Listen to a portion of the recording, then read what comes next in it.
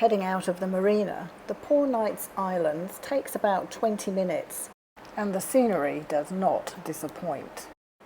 As the islands come into focus, rock formations appear out of nowhere, and they truly are spectacular. With over 80 possible dive sites in the Poor Knights, the skipper will decide where to berth the boat depending on who he has on board, the nature of the divers, and also, of course, the weather conditions. Sometimes it's not always easy to dive the Blue Mau Mau Arch or some of the other more challenging sites. Over the course of the 3 days, we had a diverse range of skills on the boat, and each site that was chosen was perfect and actually suited everybody, from the very advanced rebreather divers through to the snorkelers on board. And some of the underwater scenery, as you'll see, is absolutely gorgeous. From amorous boarfish to buddies to scorpion fish, stingrays, kelp, moray eels. There are fish galore here, including the famous Blue Mau Mau. This is a protected marine reserve, and it shows. The marine life is thriving in this protected environment.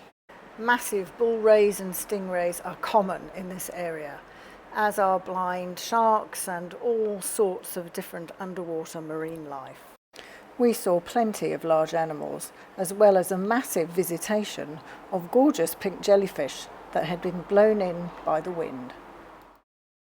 Colourful sponge gardens and gorgonian fields shelter shellfish, sea urchins and anemone. You can even find black coral in the deeper water. Kelp is bountiful amongst the caves, arches, tunnels and sheer cliffs that provide a huge variety of habitats.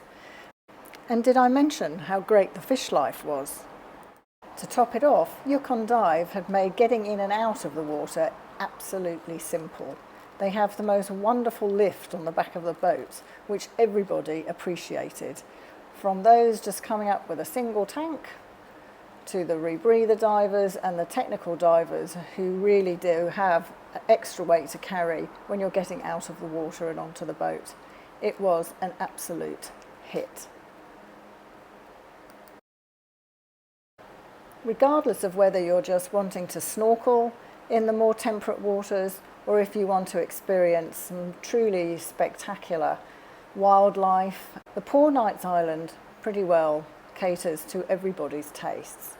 And it's not just the bigger creatures that you see here. There's lots to find and explore. Shells, shark's teeth, octopus, not to mention these extraordinary anemones, which you can see glowing red in this picture held by Pete Mesley. Tunnels and swim-throughs abound. There's so much to see here, so many colours. The walls are jam-packed with the most interesting creatures, or you can just take in the ambience with the light streaming through the gaps in the rock. Our dive trip was unfortunately quite a short one, only 3 days of double dives. But we had a fantastic time, and as we said goodbye to the Poor Knights, we all agreed we'll be back